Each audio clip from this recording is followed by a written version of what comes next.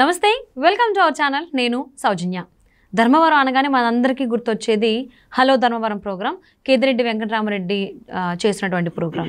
కానీ ఇప్పుడు ఎన్నికల కోడ్ స్టార్ట్ అయిన తర్వాత ఎవరైనా టీడీపీ నుంచి ప్రచారం చేస్తున్నట్లయితే వాళ్ళ మీద దాడులు చేస్తున్నారు కేతిరెడ్డి వెంకటరామరెడ్డి వాళ్ళ టీం అన్నట్టుగా వార్తలు వస్తున్నాయి. ఎందుకు అలా దాడులు చేస్తున్నారు? ఓడిపోతామనేటువంటి భయం ఉందా ఏంటి? మరి అంశానికి సంబంధించి మనతో మాట్లాడడానికి, వారి విశ్లేషణని మనతో పంచుకోవడానికి ఈరోజు మనతో పాటు ఉన్నారు senior journalist, senior political analyst CS Rao garu ఉన్నారు. వారితో మాట్లాడదాం. నమస్తే అండి. నమస్తే. ధర్మవరంలో కేతిరెడ్డి వెంకటరామరెడ్డి సోషల్ మీడియాని ఏ విధంగా వాడుకుంటున్నారో టెక్నాలజీ మేము అందరం చూసాం. సో హలో ధర్మవరం అనేటువంటి ప్రోగ్రామ్తో అందరికీ దగ్గరికి వెళ్ళాం, ప్రోగ్రామ్స్ ఏం జరుగుతున్నాయంటే కనుక్కోవడం. సో ఇది ఒక్కతే అయితే ఇప్పుడు ఎన్నికలు కూడా స్టార్ట్ అయిన తర్వాత టీడీపీ నుంచి ఎవరైతే పోటీ చేస్తున్నారో వాళ్ళు ప్రచారానికి వెళ్ళినప్పుడు సో వాళ్ళ మీద దాడులు చేశారు అనేటువంటి ఆరోపణలు ఉన్నాయి ఆయన పైన. సో ఎందుకు అలాగా ఆయన దాడులు చేయడం జరుగుతోంది? ఓడిపోతారనేటువంటి భయంతోనా, లేకపోతే అసలు ఎందుకు చేస్తున్నారు? ఇప్పుడు ఎన్నికల కోడ్ సమయంలో దాడులు చేస్తున్నారు అని అంటే అతనికి ఎక్కడో ఓటమి భయం అనేది ఉండి ఉండాలి. అదర్వైజ్ దాడులకి ఎవరు చేయరు. ఎప్పుడైనా సరే మ్యాన్ హ్యాండిల్ ఎప్పుడు చేస్తారు? కన్విన్స్ చేయలేనప్పుడు, లేదా మన వైపు నుంచి సహనం లేనప్పుడు. సో సహనం లేదు, అసహనానికి వెళ్ళిపోయేది ఎప్పుడంటే నైరాశ్యంలోకి వెళ్ళిపోయినప్పుడు, లేదంటే ఓటమి కళ్ళెదురు కనిపించినప్పుడు జనరల్గా మ్యాన్ హ్యాండ్లింగ్ చేస్తూ ఉంటారు. ఇప్పుడు ధర్మవరంలో అదే కనిపిస్తుంది. తెలుగుదేశం పార్టీకి సంబంధించినటువంటి నేతలు ప్రచారం చేస్తూ ఉంటే అక్కడికి వెళ్ళి ఎవరైతే ప్రచారం చేస్తూ ఉన్నారో వాళ్ళ మీద దాడులు చేసి హింసించేటువంటి పరిస్థితికి వచ్చారు. అక్కడ ఆ కాన్స్టిట్యున్సీకి సంబంధించి పెద్దన్న అనే అతను న్యూట్రల్గా ఉంటాడు. అంతకుముందు కొంత వైసీపీకి అనుకూలంగా ఉండేవాడు.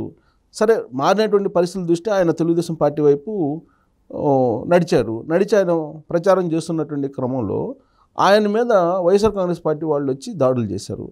అంతటితో ఊరుకున్నారా? లేరు. ఆయన బ్రదరు పోతన్న అని ఉంటే అతను సంబంధించినటువంటి పంటల పొలాల్లోకి వెళ్ళి ఆ పంటను తగలబెట్టారు. ఇంతకన్నా దారుణం ఉంటుందా? పంటను తగలబెట్టారు. ఆ మేరకు కేసు కూడా నమోదు చేశారు.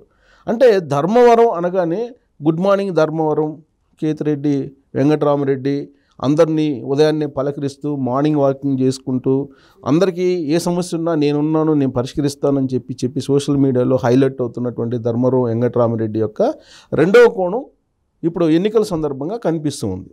ఓకే, దాడులు చేస్తున్నారంటే డెఫినెట్గా అతని మీద అక్కడ ప్రజల్లో వ్యతిరేకత ఉందనే కదా అర్థం. ప్రత్యర్థి పార్టీ ప్రచారం చేసుకోనీయకుండా ప్రత్యర్థి పార్టీని అడ్డుకుంటున్నారని అంటే దాని అర్థం ఏంటి? ప్రత్యర్థి పార్టీని చూసి భయపడుతున్నట్టే కదా, భయపడుతున్నట్టే లెక్కేసుకోవాలి. ఒకవేళ ఓటమి భయం లేకపోతే ప్రత్యర్థి పార్టీలు ప్రచారం చేసుకుంటుంటే వెంకటరామరెడ్డికి వచ్చినటువంటి ఇబ్బంది ఏం లేదు కదా, వైఎస్ఆర్ కాంగ్రెస్ పార్టీకి వచ్చినటువంటి ఇబ్బంది ఏం లేదు కదా. కానీ దాడులు చేయటం, పంటలు తగలబెట్టడం ఇవన్నీ చేస్తున్నారంటే హింసాత్మక ధోరణిలో రాబోయేటువంటి ఎన్నికల్లో వెళ్ళాలి అనేటువంటి ఒక ఆలోచన కలుగుతుంది అనేటువంటి అభిప్రాయం సహజంగా వస్తుంది. కానీ వెంకటరామరెడ్డి తీరు, వెంకటరామరెడ్డి యొక్క వ్యవహారం చూస్తుంటే కనుక ఆయన సోషల్ మీడియాలో చాలా పరిచయం అందరికీ. కానీ ఆయన చాలా సౌమ్యంగా మాట్లాడుతుంటారు. అందరినీ పలకరించుకుంటూ మార్నింగ్ వెళ్తూ ఉంటారు. ప్రతిరోజు ఒక మంచి బ్రాండ్ కారు చూపిస్తుంటారు అందరికీ. బ్రాండ్ కారు చూపించి ప్రతి వాళ్ళతోటి ఆయన మాట్లాడుతూ కొన్నిసార్లు బూమ్రాంగ్ కూడా అవుతుంటారు. ఆ మధ్యకాలంలో ఒక స్కూల్ బాయ్ని కదిలిచ్చాడు. బాయ్ కదిలించి అతను ఒక ఊత పదం ఉంది అతనికి, ఏం హీరో బాగున్నావా అని అంటాడు ప్రతి వాళ్ళని, చిన్నపిల్లల్ని. ఏం హీరో బాగున్నావా అని అంటే వాడు పాపం పిల్లాడు కదా, స్కూల్ పిల్లాడు, ఆడేది బిక్క మోసం వేసుకొని చూస్తున్నాడు. ఏం చదువుతున్నావు, ఏం చేస్తున్నావు అంటే నేను స్కూల్కి వెళ్తున్నాను అన్నాడు. ఏ స్కూల్ అంటే ఏదో పేరు చెప్పాడు. ఏం చదువుతున్నావు అంటే 8th క్లాస్. మరి ఇక్కడేం చేస్తున్నావు, నువ్వు పోయి ఆడుకోవాలి కదా అంటే మా మమ్మీ మొబైల్ ఇవ్వలేదు ఆడుకోవటానికి అని. అరే మమ్మీ మొబైల్ కదరా, గ్రౌండ్కి వెళ్ళి ఆడుకోకూడదా అని చెప్పి నేను చెప్తుంటే నువ్వు మమ్మీ మొబైల్ అడుగుతున్నావు ఏందని అంటే ఒక సెటైరిక్గా అది బాగా వైరల్ అయింది ఆ వీడియో. అది స్కూల్లో గేమ్స్ లేవా ఆడుతున్నావు అని అంటే నువ్వు ఆడుతున్నావా ఏంది అంత అతను కొంచెం లావు ఉన్నాడు ఆ పిల్లాడు. ఏంది దుడ్డుగా ఉన్నావు, నువ్వు ఆడటం లేదంటే మమ్మీ మొబైల్ ఇవ్వట్లేదు అన్నాడు. అరే నేను అంత మొబైల్ గురించి కదరా, గ్రౌండ్లో ఆడుకోవచ్చు కదా అని చెప్పి అంటుంటే నువ్వు మమ్మీ మొబైల్ ఇవ్వట్లేదు ఏందని అంటాడు. అదే సెటైరిక్గా అట్లాంటి వీడియోస్ చాలా వెళ్ళినాయి అని.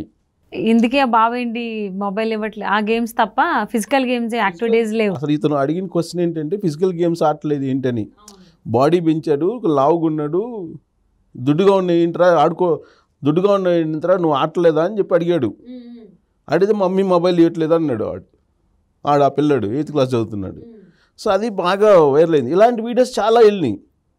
ఇప్పుడు అక్కడ ఆయన వెళ్ళి పలకరిస్తున్న సందర్భంగా అక్కడ ఉండేటువంటి కొంతమంది వృద్ధులతోటి కానీ లేదన్నా ఒంటరి మహిళలతో కానీ మాట్లాడేటప్పుడు ఆయన్ని గందరగోళంగా మాట్లాడేవాళ్ళు. ఆ వీడియోస్ అన్నీ చాలా వైరల్ అయినాయి.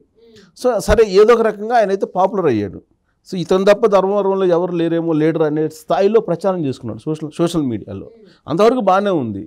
కానీ ఇప్పుడు లేటెస్ట్గా ఏమైంది, అక్కడ మున్సిపల్ వైస్ చైర్మన్ తెలుగుదేశం పార్టీలోకి వెళ్ళిపోయారు.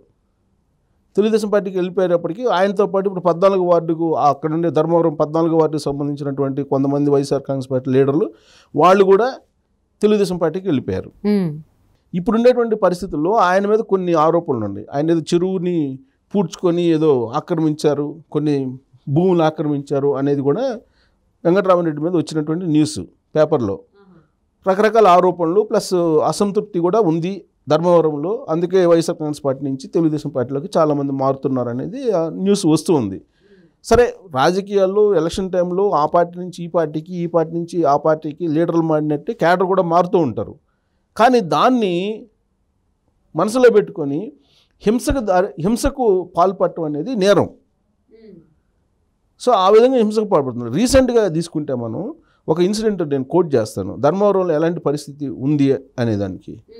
రీసెంట్గా లక్ష్మి అనేటువంటి పోలీసులు వచ్చి ఎవరైతే పోస్టులు పెట్టారో వాళ్ళని తీసుకెళ్తున్నారు. ఈ లక్ష్మి అనే ఆవిడ అవుకు లిమిట్స్ పరిధిలో ఉంటుంది, పోలీస్ స్టేషన్ పరిధిలో. సో అక్కడ కేసు పెట్టారు కాబట్టి ఆ పోస్టులు పెట్టినటువంటి వాళ్ళు ఎవరంటే ధర్మవరంలో వాళ్ళు. సో వాళ్ళని తీసుకెళ్తున్నారు పోలీసులు. తీసుకెళ్తున్నటువంటి సందర్భంగా ఈ వైసీపీకి సంబంధించినటువంటి లీడర్లు ఆ పోలీసులను అడ్డుకున్నారు. పోయే వెహికల్ని మధ్యలో ఆపేశారు. మధ్యలో ఆపేసి పోలీసుల మీద దాడి చేశారు. పోలీసుల మీద దాడి చేసి వాళ్ళని నిలదీశారు వెళ్ళనీయకుండా. అవుకు పోలీసుల్ని వాళ్ళ మీద దాడి చేశారు ధర్మవరం సంబంధించినటువంటి వైఎస్ఆర్ కాంగ్రెస్ పార్టీ వాళ్ళు. ఆ తర్వాత మళ్ళీ జిల్లా సంబంధించినటువంటి ఉన్నతాధికారులతో మాట్లాడి చేస్తే అప్పుడు ఆ పోలీసులను వదిలిపెట్టారు. అలాంటి సిచ్యువేషను ధర్మవరంలో నెలకొంది. ఇది ఒక ఇన్సిడెంట్ అని నేను చెప్తుంది. ఒక ఇన్సిడెంట్ అంటే అలాంటి హింసాత్మకమైనటువంటి పరిస్థితుల్లో ధర్మవరాన్ని తీసుకెళ్లారు. ఇప్పుడు ఉన్నటువంటి ఎమ్మెల్యే అని చెప్పి ఆ విషయాన్ని కోట్ చేశాను. ఇప్పుడు తాజాగా జరిగింది ఏంటంటే నేను చెప్తాను వివరాలు.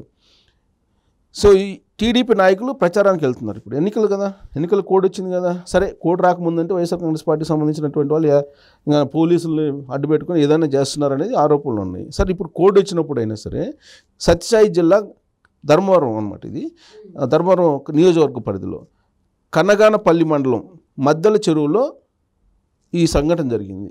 ఏంటి, అక్కడ ప్రచారం చేస్తున్నారు తెలుగుదేశం పార్టీ వాళ్ళు. చేస్తుంటే పెద్దన్న అని అతను తెలుగుదేశం వాళ్ళతో కలిసి ప్రచారం చేశారు. ఇంటింటికి తిరిగి ఇంటింటి ప్రచారం చేస్తున్నారు ఈ మధ్య తెలుగుదేశం వాళ్ళు. ఈ కార్యక్రమంలో మొత్తం ముగిశాక ఇంటికి వెళ్తున్నాడు పెద్దన్న అని అతను. ఆ గ్రామానికి సంబంధించినటువంటి వైసీపీ నాయకుడు వెంకటరాముడు ఏం చేశాడు, చెప్పుతోడు కొట్టాడు అతన్ని, పెద్దన్నను. ఎందుకు కొట్టాడు, ఏమన్నాడు, ఎరా మా ముందే నువ్వు తెలుగుదేశం పార్టీ కండుగా కప్పుకొని తిరుగుతావా అని దూషిస్తూ చెప్పుతోడు కొట్టాడు. ఆ మేరకు ఫిర్యాదు చేశాడు అతను. ఇది అయిపోయిన తర్వాత పెద్దన్ని దాడి చేసి అతను కంప్లైంట్ చేసిన తర్వాత వైఎస్ఆర్ కాంగ్రెస్ పార్టీ వర్గీయులు అతని పెద్దన్న సోదరుడు పోతన్న కళ్ళం ఉంటుంది కదా, అది పంటకు సంబంధించి కళ్ళం, ఆ కళ్ళానికి నిప్పు పెట్టారు. నిప్పు పెట్టి వెళ్ళారు. అంటే ఇంత హింస చేస్తున్నారు తెలుగుదేశం పార్టీ తరఫు నుంచి ప్రచారం చేసినా ఇంత హింస చేస్తున్నారంటే అక్కడ లా అండ్ ఆర్డర్ సిచ్యువేషన్ ఏ విధంగా ఉంది, అక్కడ ఎన్నికల కోడ్ వచ్చిన తర్వాత కూడా ఈ విధమైనటువంటి హింసకు పాల్పడుతున్నారంటే గతంలో ఎంత హింసకు పాల్పడి ఉంటారు. నేను ఆల్రెడీ ఒక ఇన్సిడెంట్ చెప్పాను. అవుకు పోలీసులనే వాళ్ళు వైఎస్ఆర్ కాంగ్రెస్ పార్టీ వాళ్ళు కొట్టి నిలదీశారు అక్కడ. సో ఇలాంటి సిచ్యువేషన్లో ధర్మవరంలో ఇప్పుడు ధర్మవరం ఇన్ఛార్జిగా పరిటాల శ్రీరామ్ ఉన్నాడు. పరిటాల శ్రీరామ్ సమక్షంలో వైఎస్ఆర్ కాంగ్రెస్ పార్టీ నుంచి అనేక మంది తెలుగుదేశం పార్టీలో చేరుతున్నారు. దాన్ని జీర్ణించుకోలేనటువంటి ఈ ధర్మవరం హీరో ప్రస్తుతం గుడ్ మార్నింగ్ హీరో అసహనం ఫీల్ అయ్యి ఇలాంటి దాడులు హింసకు పాల్పడుతున్నారు అనేదానికి ఈ ఇన్సిడెంట్లు నిదర్శనంగా కనిపిస్తున్నాయి. దీని మీద ఎలక్షన్ కమిషన్ కూడా సీరియస్గా ఉంది. తెలుగుదేశం పార్టీ ఆల్రెడీ కంప్లైంట్ చేసింది. మరి ఎలాంటి చర్యలు తీసుకుంటుందని చూడాలి. తప్పకుండా చూద్దాం. మరి ధర్మవరం అంటే గుర్తొచ్చేది గుడ్ మార్నింగ్ ప్రోగ్రాము. సో ఆ ప్రోగ్రామ్ కాకుండా ఇప్పుడు హింసాత్మకమైనటువంటి ఘటనల గురించి మాట్లాడుకోవాల్సి వస్తుంది ధర్మవరం అంటే. మరి ఎక్కడి దాకా వెళ్తే వీటిని కట్టడి చేయడానికి ఈసీ ఏమైనా చర్యలు తీసుకుంటుందో ఏదో చూద్దామండి. And thank you so much for spending your valuable time with us, Srinivasa Rao garu. Thank you.